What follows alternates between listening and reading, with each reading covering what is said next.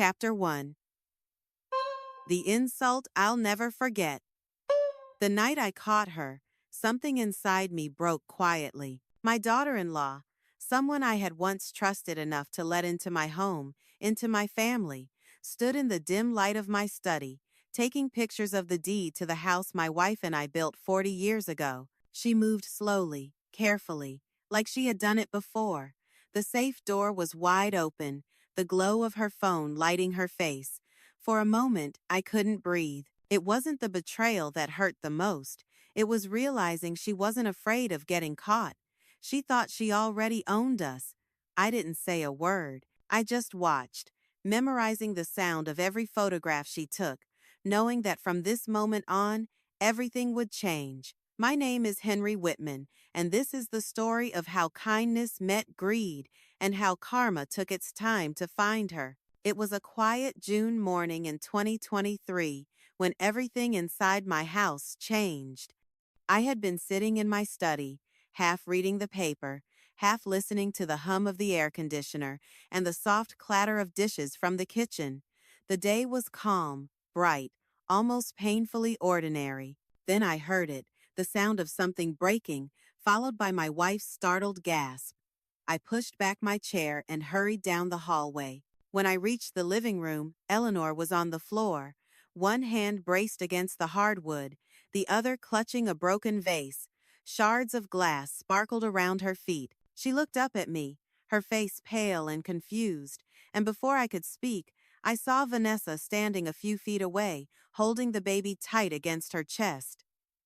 "Don't touch him," she shouted. "You're filthy." Her voice cracked through the house like a whip. For a moment, I couldn't even process what I'd heard. Eleanor froze, her eyes wide, not from fear but disbelief. My wife, 70 years old, gentle to a fault, had spent the last few days fussing over that baby, buying little socks, washing bottles, knitting blankets, and now she was being told she was dirty in her own home. I took 2 steps toward them, but Vanessa turned and stormed down the hallway. The baby began to cry as the bedroom door slammed. The sound echoed for a long second, then everything went quiet again, except for the thin whimpering of my wife. Michael came down the stairs in his socks, half awake, hair a mess. He looked from me to his mother, then to the closed door. "What happened?" Eleanor shook her head, already trying to gather the flowers that had scattered across the floor. Her hands trembled slightly. "Vanessa lost her temper," I said, trying to keep my voice level. Michael frowned. "She's just being careful, Dad. The baby's only 3 weeks old. She doesn't mean anything by it." I stared at him. "Your mother fell." He shifted awkwardly, rubbing the back of his neck. "She didn't push her hard, I'm sure. Mom just lost her balance. You know how nervous Vanessa gets about germs." Eleanor stopped moving. She looked up at our son as if seeing him for the first time, then quietly bent back down and began mopping the water with a kitchen towel. I watched the way her shoulders drew in, small and careful, as though she was afraid of taking up too much space. I picked up the newspaper I had dropped, the headline blurred in my hand. My fingers clenched until the paper crumpled, the sound sharp in the silence. I wanted to say a dozen things, none of them kind. But Eleanor caught my eye and gave a tiny shake of her head. "Not here, not now." Michael exhaled. "I'll talk to her later," he muttered, and went upstairs. His footsteps faded, and the house fell back into that awful stillness. I crouched beside Eleanor. "Are you hurt?" She gave me a small smile. "Just startled. She's tired." "Henry, the baby cries all night." "She called you filthy," I said. Eleanor sighed, wringing the towel. "Words don't break bones. Let it go." I didn't answer. My hands still shook. I watched her pick up the last pieces of the vase and place them in the trash can. It had been a gift from our 40th anniversary, one she'd kept on the table by the window. She didn't even look at it now, just threw it away like it didn't matter. When she finished, she straightened slowly, wincing a little from her knees. I wanted to help her, but pride flickered in her eyes, that quiet pride she'd carried since the day I met her. So I stepped back. She went to the sink to wash her hands. The morning sun came through the curtains, catching the silver in her hair. She looked smaller than she used to, and somehow older too. "Henry," she said softly without turning around, "please, don't make a scene. She's Michael's wife. We'll just give them space." Space. That word had been following us for years. Space in our home, space at our table, space between us and the couple who had never left. I walked to the window and looked out at the yard I'd mowed for decades, the mailbox I'd built by hand, the oak tree we'd planted the year Michael was born. The morning light was too bright, the air too still. Behind me, Eleanor began rinsing the cloth, humming under her breath like she always did when she wanted to keep the peace. But something in me had shifted. In the house I built with my own hands, my wife had been treated like a stranger. I stood there for a long moment, watching my reflection in the glass, the lines around my mouth, the gray in my hair, the eyes that felt older than they had the day before. Outside, a bird landed on the railing and took off again, startled by something unseen. Upstairs, I heard the faint creak of a door, then silence. I turned away from the window and picked up the crumpled newspaper from the floor, smoothing it out on the table, even though I wasn't reading anymore. Eleanor wiped the counter, pretending nothing had happened. The sunlight cut across the room, catching half my face in its glow, the other half still shadowed. I could feel it then, the anger, quiet but steady, rising from somewhere deep. I didn't speak, I didn't move. I just stood there and let the morning light burn against my skin, knowing that whatever peace we'd had in this house had just ended. Chapter 2. Cracks You Can't See. The first time they came to live with us, it felt like a kindness. Back in 2014, Michael had just been laid off from a software company in Richmond after a round of budget cuts. He called that night sounding defeated, and Eleanor didn't even look at me before saying they should move in for a while until things got better. I remember nodding, thinking it would be a few months at most. The house had plenty of room, and it was quiet back then. When they arrived, Vanessa was polite, smiling too much, hugging Eleanor tightly, thanking us for helping them get back on their feet. She set up the baby blue suitcases neatly in the guest room and insisted she'd do her part around the house. I believed her. For the first few weeks, she cooked dinner, cleaned the counters, even brought flowers for Eleanor. But time has a way of showing who people really are. It started with small things. She began moving items in the kitchen, changing where Eleanor kept the flour and sugar. She said she just liked things more organized. Then she labeled the shelves in the fridge with sticky notes, one saying healthy food, another processed. I remember Eleanor laughing at first, thinking it was just her daughter-in-law's way of being careful about diet. But within a month, she stopped laughing. Vanessa started correcting her cooking. Don't use butter, use olive oil. Don't fry the chicken, bake it. Don't make pie crust. The sugar is bad for the baby I plan to have someday. It wasn't a request, it was a command wrapped in concern. Eleanor quietly adjusted, always trying to keep peace. I could see the disappointment in her eyes when she gave up her old recipes, the ones that filled the house with the smell of cinnamon and vanilla. Vanessa's dishes smelled like kale and vinegar, and she called it progress. Michael was still job hunting then, sending out resumes, spending long hours on the computer. Sometimes I caught him sitting beside Vanessa, nodding as she talked about how she wanted their own house soon, how they deserved more than just a guest room. I wanted to tell him we all deserved respect first, but I held my tongue. The months rolled by, and nothing changed. Michael never found steady work. Vanessa got a job at a local real estate office, Bright Path Realty, and came home every day talking about how she'd learned how property really works. I didn't think much of it at the time. One evening, around a year later, I came downstairs for a glass of water. It was late, and the house was quiet except for Vanessa's voice drifting from the patio. I saw her standing outside, phone pressed to her ear, her tone low and sharp. She said, "I know what I'm doing, Mom. Trust me, this house will be mine eventually." I stopped halfway to the door, her words settling heavy in the air. She paced back and forth, confident, as if she'd already written the ending. I felt my stomach twist. I didn't go outside or say anything. I just stood there in the dark, watching her through the screen door. When I went back to bed, Eleanor stirred and asked if I was all right. I told her I just couldn't sleep. She reached for my hand and whispered that I worried too much. I didn't tell her what I'd heard. Over the next few years, the house didn't feel like ours anymore. Vanessa changed curtains without asking, replaced furniture, painted the guest room without telling us. When I came home one afternoon, she was rearranging the living room. She smiled and said she wanted to make it more open, more modern. Eleanor smiled politely, but her hands trembled as she dusted the corner table where her mother's old lamp had been replaced by a stainless steel one. At dinner that night, Vanessa took over the conversation, explaining the benefits of minimalist living, how clutter causes stress. She looked right at Eleanor when she said it. I chewed in silence, trying to ignore the cold tone behind her sweet smile. Michael was different too. He became quieter, distant, as though his wife's opinions were his own now. When I asked him about work, he said he was doing freelance jobs, though I never saw a paycheck or a project. He spent more time fixing Vanessa's computer than building his own career.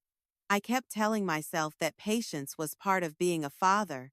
You help your children until they can stand on their own. But as years passed, it felt less like helping and more like sinking. In 2020, BrightPath closed during the pandemic, and Vanessa started working from home. She turned my old office into her workspace, filling it with her files, her laptop, her scented candles. I didn't even argue. I told myself it was temporary. Everything was temporary. But temporary became routine. Routine became permanent. By 2023, 9 years after they moved in, our names seemed to fade from everything inside these walls. Vanessa managed all the bills now. She said it was easier since she was always online. When she asked for access to the accounts, I agreed. Too tired to argue over something so small. I didn't realize how much I'd given away until one night I sat down at the computer to pay the electric bill. I opened the account and froze. The name at the top wasn't mine. It read, Primary Account Holder, Vanessa Whitman. At first I thought it was a mistake. Then I checked the water bill. The same thing. The internet too. Even the insurance company had her listed as the primary contact. I printed the statements and spread them across the table. Eleanor came in, drying her hands with a towel. She looked down at the papers and frowned. "What's wrong?" "Look," I said. She changed everything.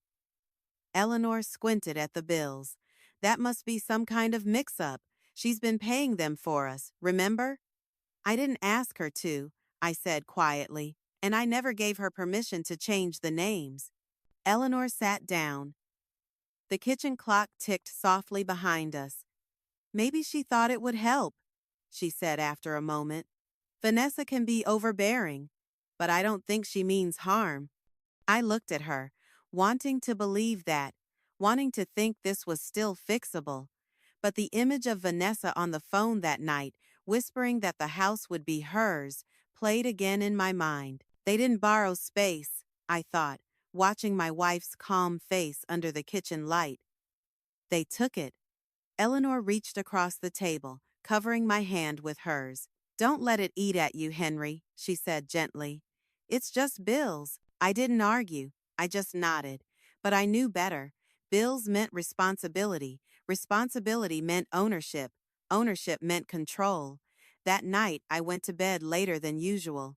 I listened to the quiet hum of the house, the faint laughter from the room down the hall where Vanessa and Michael watched TV.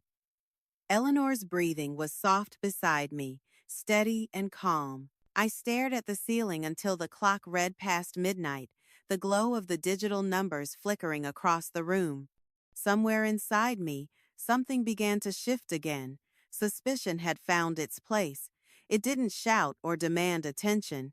It just waited, quiet and patient, like the sound of a clock in the dark. Chapter 3. The Paper Trail of Betrayal. It had not always been like this. There was a time when the house was quiet in a good way, when laughter came from the kitchen and not the television in the living room. I can still remember the day Michael called. It was the spring of 2014, the year the company in Richmond cut half its staff. He said he needed a few months to get back on his feet. Vanessa was on the line too, cheerful and reassuring. She said it would just be for a little while. I told them to come. That is what parents do. When they arrived, Eleanor cooked a roast and set the table with the good plates. Vanessa brought a pie and kept thanking us, her voice soft and sweet. Michael looked tired but hopeful. That first night felt fine, like a family helping each other. The guest room smelled of fresh sheets and new beginnings. I remember Eleanor saying she was happy to have them close. The months passed quietly at first. Michael searched for work from his laptop in the dining room. Vanessa got a part-time job at a small real estate office called Bright Path Realty and talked about how much she was learning. I liked hearing that she wanted to do well. We all did, but it didn't take long before small changes began. One morning, I walked into the kitchen and couldn't find the coffee filters. Vanessa had reorganized everything while we slept. She smiled and said she'd made things more practical. Eleanor laughed, saying it was fine, though I could tell she didn't like strangers rearranging her kitchen. Then came the labels. Vanessa stuck them on the fridge shelves. Yellow paper strips marked vegetables, protein, dairy substitutes. I joked that it looked like a grocery store. She said it was better for everyone's health. Eleanor tried to smile, but later that evening she asked me quietly if it seemed strange. I told her it was harmless. Within months, she had replaced Eleanor's butter with margarine and filled the pantry with boxes labeled organic. She started giving advice about cholesterol and sodium, quoting medical blogs. Family dinners became lectures. Eleanor would nod politely, even thank her, but I could see her folding in on herself. The table that used to feel warm started to feel like a meeting room. By the end of that first year, it was hard to tell whose home it was anymore. Vanessa repainted the hallway, a pale gray, said it looked more modern. She bought new curtains with money from her job and called it a gift. Eleanor thanked her, even helped hang them. Afterward, she stood in the living room, staring at the new color, as if she was trying to remember the old one. Michael was between contracts again. He stayed up late gaming, slept half the morning, and when he was awake, he followed Vanessa's lead. She was the one who decided what food came into the house, how the living room was arranged, what bills got paid first. It was as if she had quietly taken the steering wheel while we were all still passengers. One night in early 2016, I woke up to get a glass of water. Through the window, I saw Vanessa on the back porch, talking on her phone. Her voice was low, sharp. I stood by the screen door and listened. She was telling her mother, Rebecca, that things were finally working out. She said, "Trust me, this house will be mine eventually." For a moment, I thought I had misheard. I waited for her to laugh, to say she was joking, but she didn't. She kept pacing, one hand moving through her hair. She sounded sure, too sure. The moonlight hit the porch railing, her face half-shadowed, her smile calm. I went back to bed, lay awake next to Eleanor, and listened to her breathing. I wanted to tell her, but I couldn't. It felt like putting poison into her sleep. The years kept moving. Michael found short contracts, but nothing stable. Vanessa got promoted to office manager at Bright Path and became the breadwinner. She carried herself differently, confident, proud, as if she had proven something. She started managing our bills, too. She said she could set up automatic payments, that it was easier for everyone. I agreed without thinking. By 2020, the pandemic hit, and Bright Path closed its office. Vanessa worked from home, turning my small study into her workspace. She moved my books into boxes and filled the shelves with binders labeled clients and listings. I didn't argue. It was temporary again. Everything was temporary. When restrictions ended, she stayed home anyway. She said remote work was better. She set up a printer on my desk, a second monitor, and told me it was her job now. I nodded, pretending it didn't bother me, but the house was smaller every day. Eleanor never complained. She spent her mornings in the garden and her afternoons knitting by the window. She said the quiet kept her sane. I sometimes wondered if it was the only part of the house that still felt like hers. Then one night, I sat down at the kitchen table to pay the electric bill. I opened the laptop and logged into the account, something I hadn't done in months. The screen loaded slowly, then froze. When it refreshed, I saw the name at the top. Account holder. Vanessa Carter. At first I thought it was a mistake. I clicked through the settings, checking the address and email. Every detail was hers. I opened another account, the water bill, the same name, then the internet, the same again. I printed the pages and stared at them, the whir of the printer echoing like a warning. Eleanor came in from the garden with dirt on her hands. She smiled, asked if I wanted tea. I didn't answer. She looked at the papers spread across the table and frowned. "What's that?" she asked. "Bills," I said. "Look at the names." She leaned closer, her eyes narrowed as she read. Then she said maybe it was just an online error. Maybe Vanessa had done it by accident. "It's no accident," I said. "She's changing things." Eleanor placed her hand on mine. Her voice was calm, the same tone she used when Michael was a boy with a scraped knee. "Let's not assume the worst. She probably thought it would help." I wanted to believe her. I really did. But in my head, I could still hear Vanessa's voice from that night on the porch, promising her mother the house would be hers. After Eleanor went upstairs, I sat alone under the kitchen light, the bills spread in front of me. The paper edges curled from the heat of the lamp. Outside, the cicadas hummed, steady and relentless. It hit me then that a kind gesture could turn into surrender when repeated too often. Every time I had said yes, every time I'd stayed silent, I had given something away. When I finally turned off the light, the kitchen looked different. The chairs, the table, the walls, it all seemed to belong to someone else. I walked to the doorway and glanced back at the pile of papers, the printed proof that something was shifting under my feet. Upstairs, Eleanor's bedside lamp glowed faintly through the open door. She had fallen asleep reading again, her glasses resting on the book. I stood there for a long moment before lying down beside her. She murmured in her sleep and turned toward me. I touched her shoulder lightly and whispered that everything was fine, though neither of us would believe it for long. Outside, the clock ticked, steady and patient, and the house breathed around us, holding its secrets in the dark. Chapter 4. The perfect mask starts to crack. The next morning, I woke before sunrise. The house was quiet except for the hum of the refrigerator and the faint creak of wood as it settled in the early light. I sat at the kitchen table with a cup of black coffee, staring at the bills I had left out the night before. I could feel the weight of them in the air, those printed lies that carried her name instead of mine. Eleanor came downstairs, a little after 7, her robe pulled tight, her hair still damp from the shower. She smiled when she saw me but stopped when she noticed the papers. I told her I had been thinking about what to do. She touched my shoulder gently and said we should wait and see, that maybe it would all sort itself out. I wanted to believe her, but the quiet inside me had already turned into something sharper.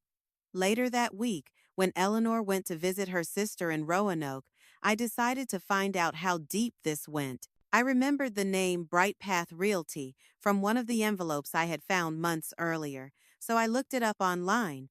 The office had closed during the pandemic, but there was a phone number for one of its former employees.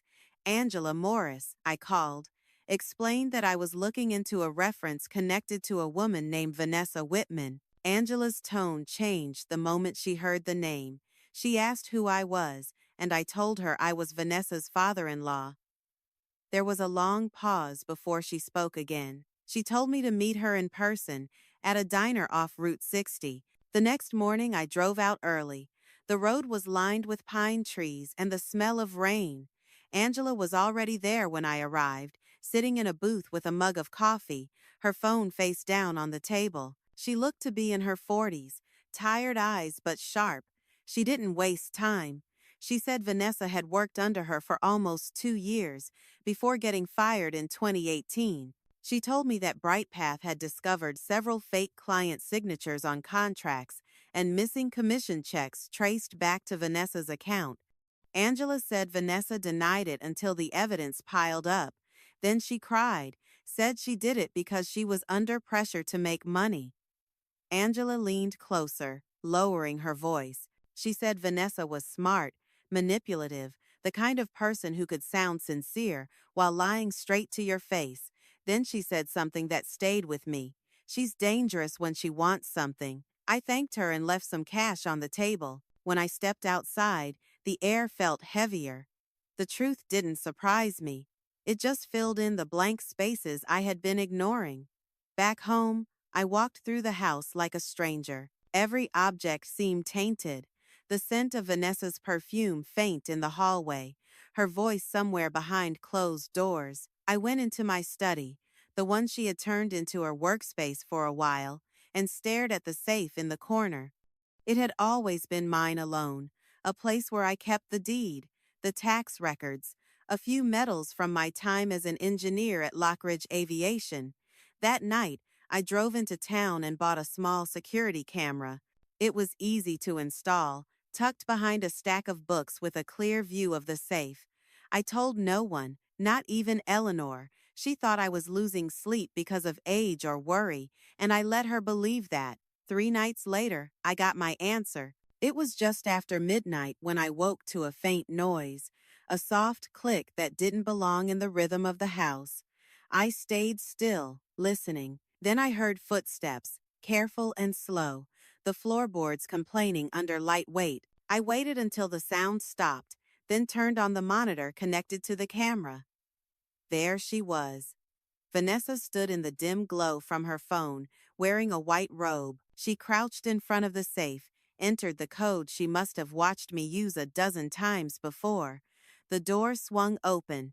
She pulled out folders, opened the property tax records, the old deed, even the appraisal report from years ago.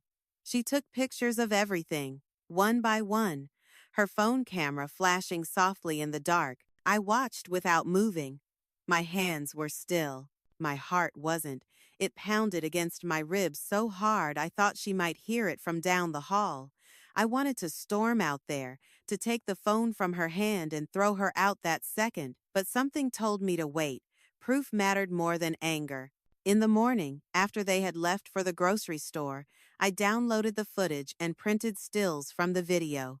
Her face, her hand on the safe handle, the glowing screen in her fingers. Each image was a confession that didn't need words. I placed them in a folder and locked it in a drawer. Now I had proof. All I needed was the right moment. That afternoon, I called an old friend, Robert Klein. We had worked together years ago, before he left Lockridge to study law. He was a civil attorney now, practiced in property and contract disputes. I told him I needed his advice and met him the next morning at his office in downtown Charlottesville. Robert looked older but sharper than I remembered, his gray hair trimmed short, his suit pressed with precision. He listened carefully as I laid out the story, occasionally jotting notes on a yellow pad. When I finished, he leaned back and rubbed his chin. He said Vanessa might be trying to establish what's called adverse possession.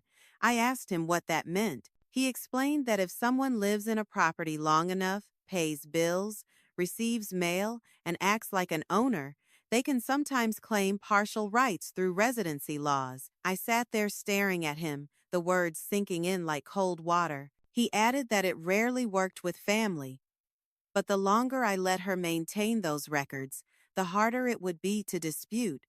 He looked at me carefully, maybe trying to read my face. Henry, he said, she's clever. You need to move fast and quiet. I nodded, the anger steady but contained.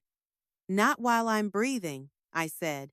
He gave me a small, understanding smile. That's the spirit. We'll start by pulling all the official property records and tax statements under your name, then freeze any account access tied to hers. I can draft a cease and desist notice for now. When I left his office, the day was bright but cold. The sky over Charlottesville was clear, the kind of blue that made everything look sharper. I walked to my truck, the folder of photos heavy in my hand. Driving home, I realized something had shifted again. This wasn't just a family problem anymore. It was a quiet war, one I hadn't wanted but one I was going to finish. When I pulled into the driveway, Vanessa's car was gone. Eleanor was in the garden, trimming roses. She waved and smiled, unaware of the storm that had already begun. I went inside, locked my study door, and opened the folder. Her face stared up at me from the still photographs. The truth was there in black and white, and I knew exactly what had to happen next. Chapter 5. The Collision at Home. I drove straight from Charlottesville to the bank.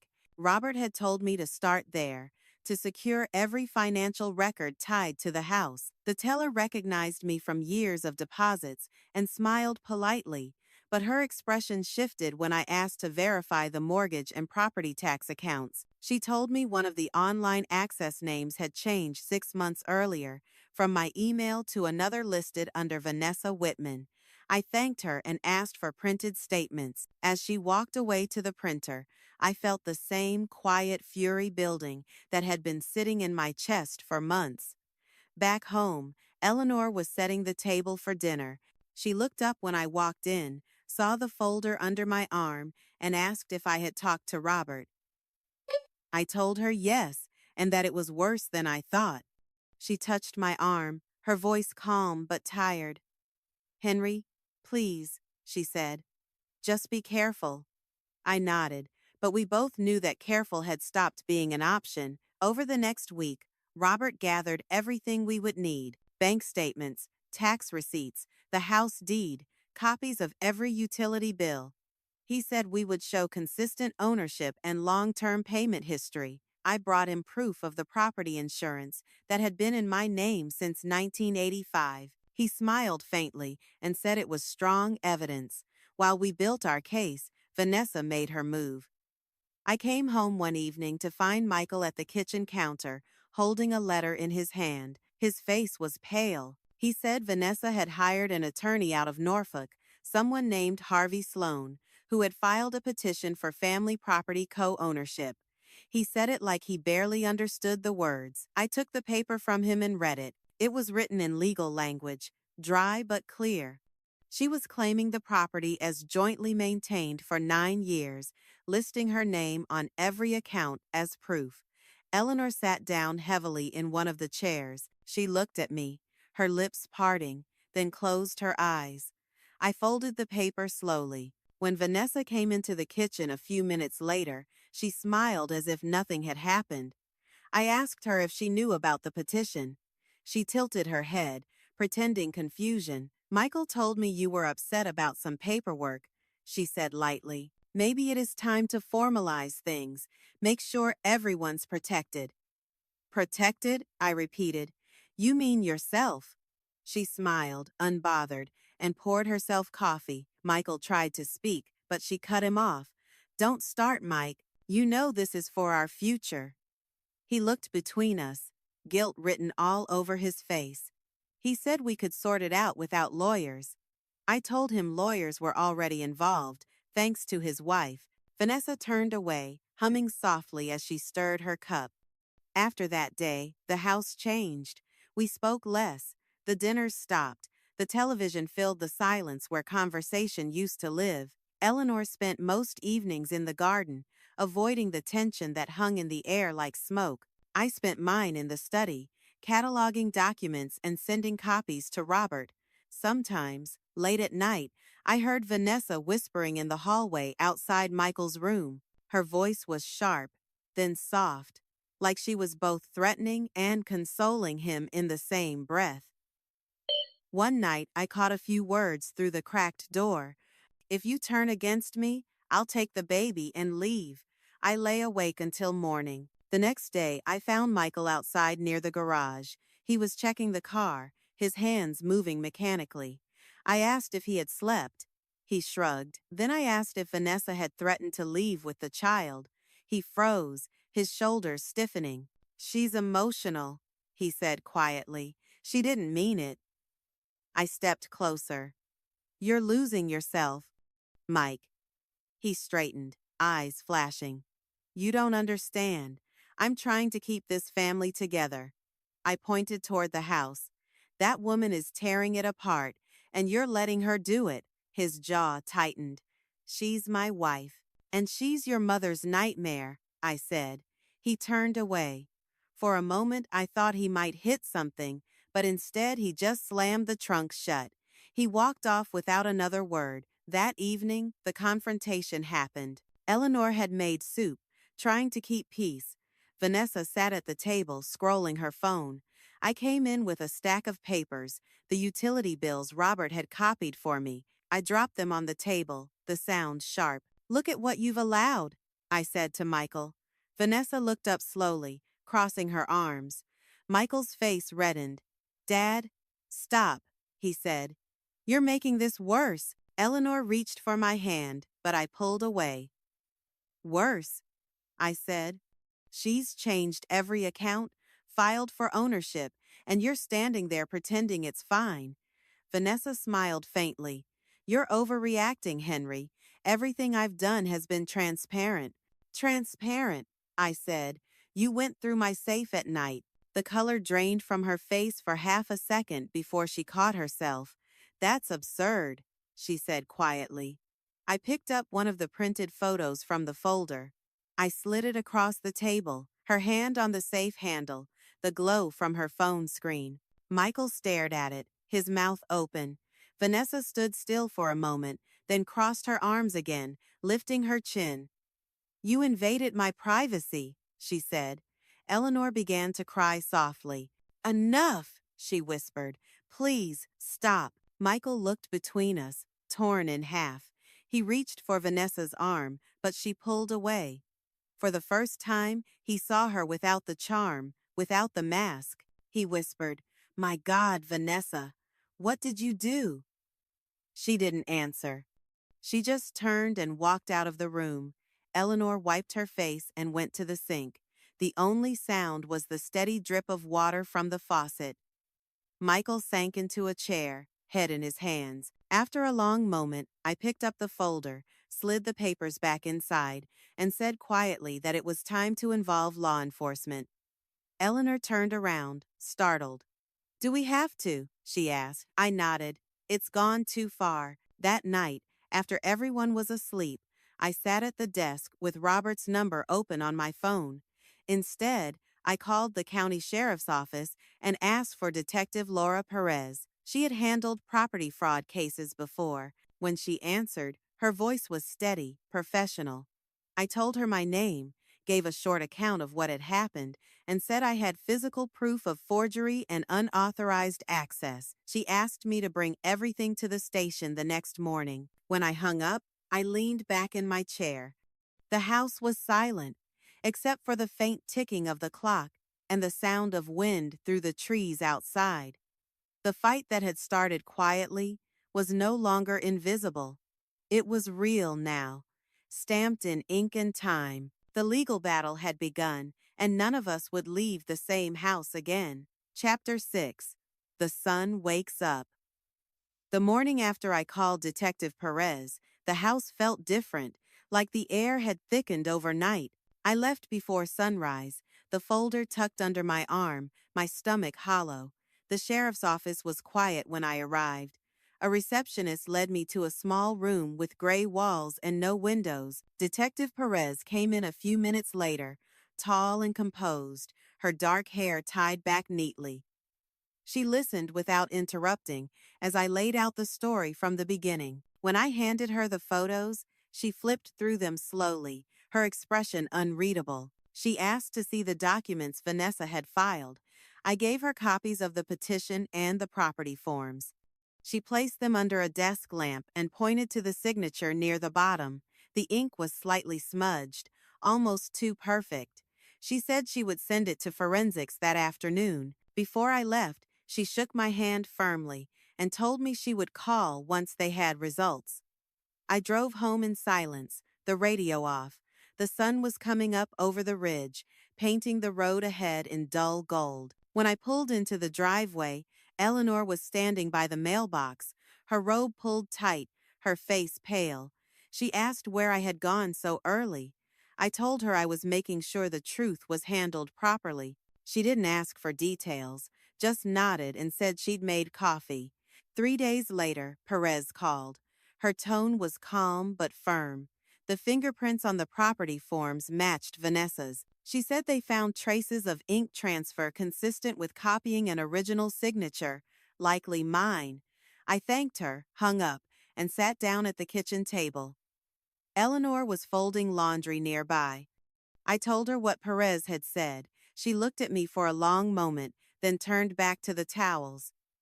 Sometimes, silence is the only way to keep from breaking, she whispered. Robert called later that day to schedule a meeting. When I told him about the fingerprints, he said it was solid evidence but warned me that legal justice takes time.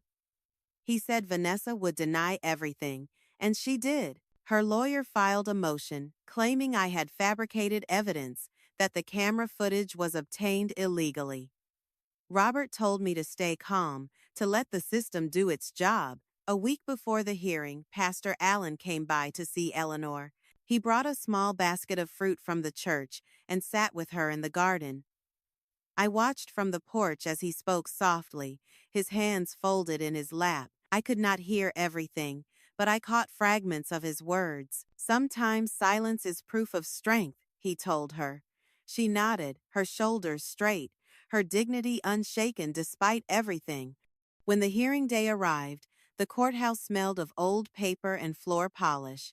I sat beside Robert, the folder of evidence resting between us. Vanessa entered with her attorney, wearing a cream suit and a solemn expression. She looked at the judge with wide, trembling eyes.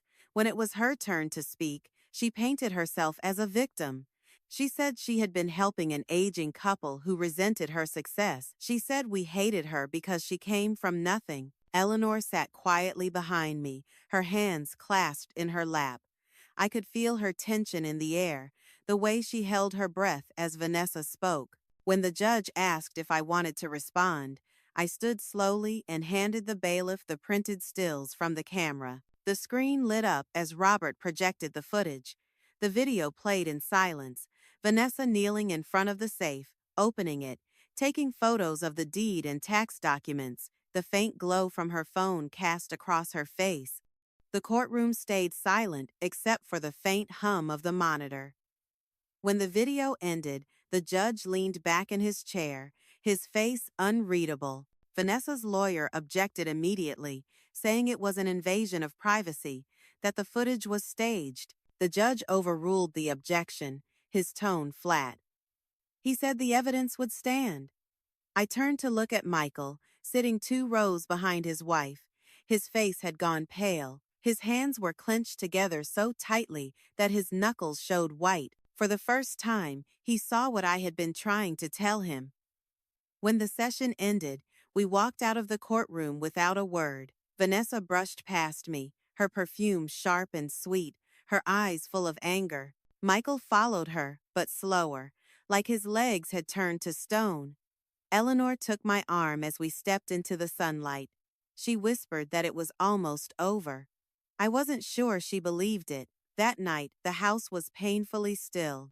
I sat in the living room, reading the same page of a book over and over. Upstairs, I could hear muffled voices behind their door, then the sound of something breaking, followed by silence. A few minutes later, Michael came down the stairs. His face was pale, his eyes red. He stopped at the bottom step. "Did you forge my father's signature?" he asked her. Her voice trembled, but she didn't answer right away. I could hear her breathing, heavy and uneven. Then she said she had only wanted security for their family, that she didn't mean to hurt anyone. Her words came through the air vent like a confession meant for no one. Michael's voice was low, tired. "You went through there safe," he said. "You lied to me." She began to cry, the sound sharp and theatrical. I stayed in my chair, staring at the floor, listening to the sound of my son's heart breaking. The next morning, he came into the kitchen while I was pouring coffee. His face was drawn, but his eyes were steady in a way I hadn't seen in years. He set his phone on the table and pressed play. I heard her voice through the speaker, soft but clear, admitting what she had done, trying to justify it. "I recorded it last night," he said. I couldn't sleep. I nodded, unable to speak. He looked at the cup in my hand. "You were right, Dad, about everything." He took a deep breath and straightened his shoulders. "I'm done pretending," he said quietly. Eleanor came in then, her eyes widening when she saw the phone. Michael reached for her hand. "I'm sorry, Mom," he said. "I should have believed you sooner." She didn't answer. She just pulled him into her arms, and for a moment I saw my son again, the boy who used to fix radios in the garage with me, not the man who had lost himself trying to protect the wrong person. The recording ended, the house silent again. Michael wiped his eyes and turned to me. "What happens now?" he asked. "Justice," I said. "It takes time, but it always arrives." He nodded and left to meet Robert. I watched him go, the morning light cutting across the floor, and for the first time in a long while, I felt something close to relief. Upstairs, the baby began to cry. Eleanor went to comfort him, her voice soft, steady, the same as it had been when Michael was that small. I sat at the table, listening to her footsteps fade. Outside, the wind moved through the trees. It sounded almost like breathing, slow and even, as if the house itself was exhaling after years of holding its breath. Chapter 7: Verdict and Karma. The day of the final hearing arrived with a sky that looked like rain. I woke before dawn, sitting at the edge of the bed while Eleanor slept beside me. She had hardly said a word in the days leading up to it, but I could tell she was carrying the same heaviness I felt. I dressed quietly, poured myself a cup of coffee, and stood by the window watching the gray clouds drift over the trees. For the first time in months, I didn't feel angry. I just wanted it finished. At the courthouse, Robert was already waiting by the steps, holding his briefcase close against the wind. He gave me a nod, the kind that meant he was ready. Inside, the courtroom was half empty, the sound of the ceiling fan faint above the murmurs. Vanessa sat beside her lawyer, hair pulled back, wearing a navy dress that looked carefully chosen. She was pale but composed, a woman rehearsing control. When the judge entered, everyone rose. The room fell silent except for the rustle of papers. I could see Michael sitting a few rows behind us. His hands were clasped in front of him, his expression tight. Eleanor was beside him, her face calm but lined with exhaustion. Robert began by presenting the evidence. The video footage came first, projected again on the courtroom screen. The image of Vanessa opening my safe flickered under the fluorescent light. No one spoke. Then came the fingerprint report, the forensic analysis from Detective Perez, confirming her prints on the forged documents. Finally, Robert played the recording Michael had made, the quiet, trembling voice of a woman confessing through tears that she only wanted security. Vanessa's lawyer objected to the recording, claiming it was taken without consent. The judge overruled him. I watched Vanessa's face as the words filled the room. Her eyes moved between me, Michael, and the judge, searching for sympathy. Tears began to slide down her cheeks, but they didn't match the cold look in her eyes. When the judge finally spoke, his voice was low but firm. "Mrs. Vanessa Whitman holds no ownership rights to the property at 214 Glenmont Drive.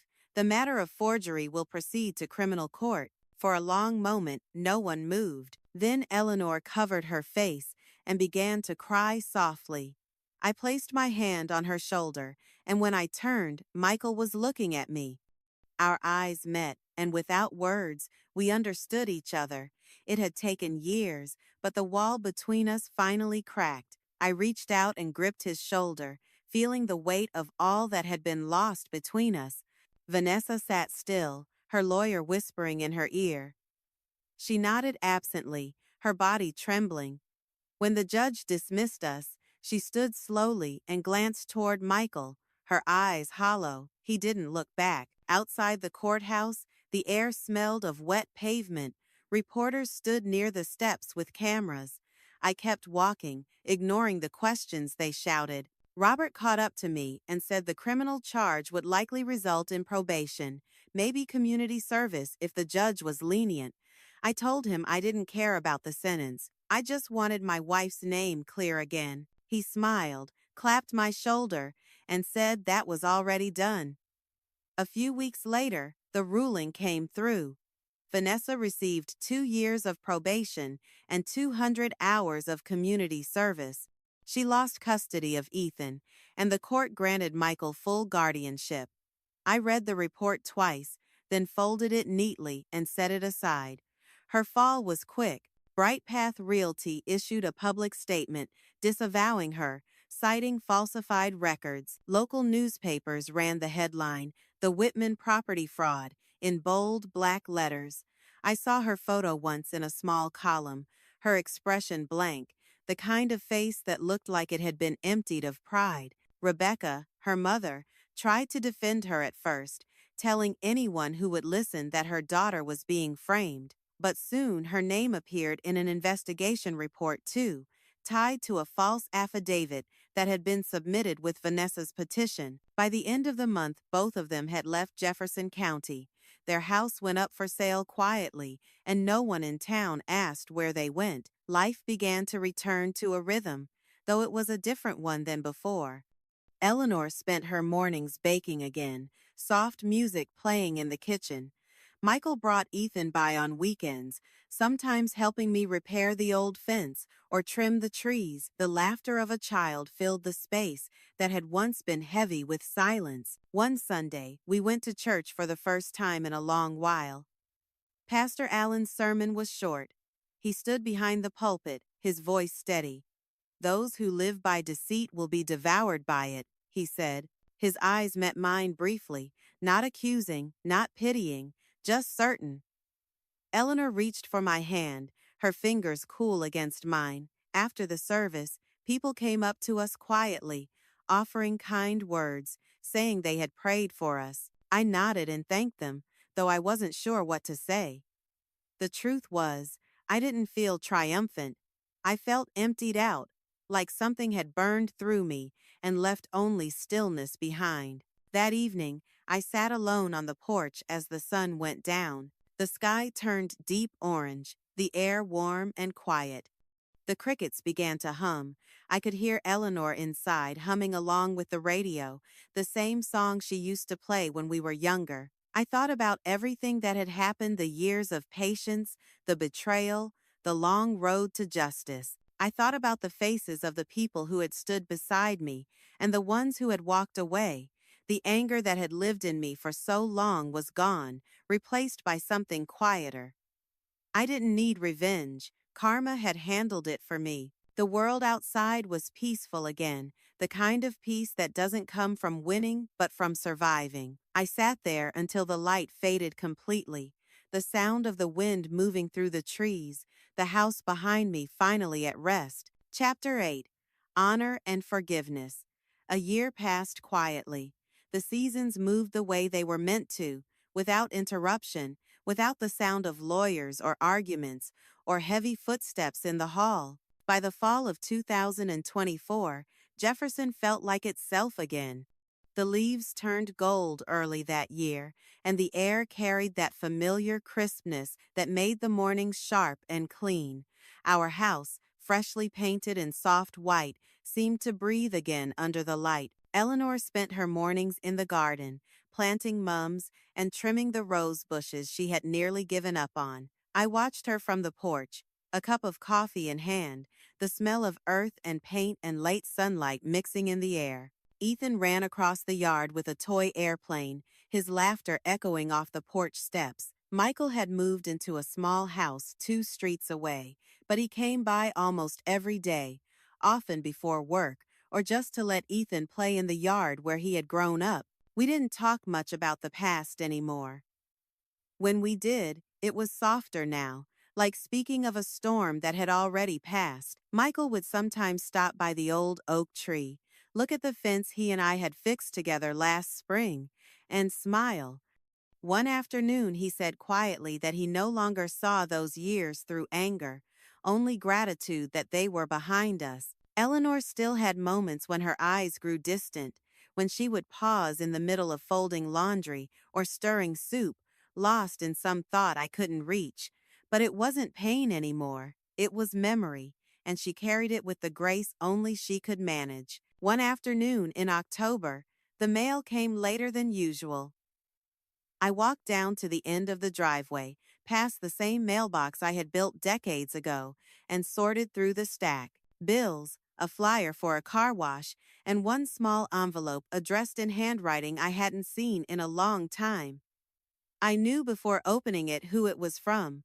I sat on the porch before breaking the seal. The letter inside was short. She wrote that she was living in Maryland now, renting a small apartment near her mother, though she mentioned that her mother was sick and that money was tight. She said she had tried to find work, but that no one in real estate would hire her. She said she didn't expect forgiveness, only that she needed to write the words out loud. I lost everything except my regret. I read it twice, the ink faint in places where she had pressed too lightly, as if unsure of her own words. When I finished, I folded the paper carefully and placed it back in the envelope. I didn't feel satisfaction, not anger, not even pity, just a quiet understanding that everything had finally come full circle. Eleanor came out, carrying a tray with 2 glasses of sweet tea. She saw the letter in my hand and asked softly who it was from. I told her. She nodded slowly, setting the tray down on the railing. "Do you forgive her?" she asked. I looked out across the yard, where the wind had started to pick up, scattering leaves across the grass. Forgiveness had always been Eleanor's way. Mine had taken longer. I smiled faintly. I already did. I just haven't forgotten. She didn't say anything more. She picked up one of the glasses and sat beside me. We stayed that way for a long while, watching the light fade across the yard. That Sunday, we went to church. It had been almost a year since the last time we sat in those wooden pews. The same families filled the same rows. The same sunlight streamed through the stained glass windows. Pastor Allen stood at the front, his voice calm and steady, as he spoke about the difference between revenge and justice. "Justice isn't revenge," he said. "It's truth with dignity." Eleanor's hand found mine. Her fingers were warm. I could feel the faint tremor that always came when she was moved, but trying not to cry. After the service, we lingered outside under the oak trees with a few others. People talked about the harvest festival coming up, about the high school football game, about the small things that kept the town alive. No one mentioned what had happened to us, and for that, I was grateful. It was no longer a story to be told. It was something that had already been lived. That evening, Michael brought Ethan over for dinner. We grilled chicken out back while the boy chased fireflies around the yard. At one point, Ethan came running to me with a jar full of light, his face glowing. "Grandpa," he said proudly, "they like my light." I smiled and told him, "Maybe they did." Eleanor laughed from the porch, her voice soft and happy. Michael stood beside her, his arm resting on the railing. The sight of them there, the 2 people who had once been torn apart by someone else's lies, made me realize that peace doesn't come when life is perfect. It comes when you survive what tried to break you. When they left that night, the house was quiet again. I stood on the porch, watching their car lights fade down the street, then turned back toward the doorway. The air smelled of grass and wood smoke. Inside, Eleanor had left the kitchen light on. I sat in my chair, the one by the window, and listened to the clock ticking in the hallway. I thought about Vanessa somewhere in Maryland, writing that letter in a place that probably didn't feel like home. I hoped, for her sake, that she had found some small peace too. Not because she deserved it, but because no one survives long without it. The world outside had grown darker, but the moon was bright enough to cast a silver outline over the fields. I looked around the room, the photographs, the worn furniture, the marks on the wall from where Michael had measured his height as a boy. Everything that mattered was still here. If anyone ever disrespects you, live so right that they regret it. Karma always finds its way. I leaned back, closed my eyes, and listened to the sound of the wind against the windows, knowing for the first time in years that the house, the people inside it, and whatever was left of me were finally at peace.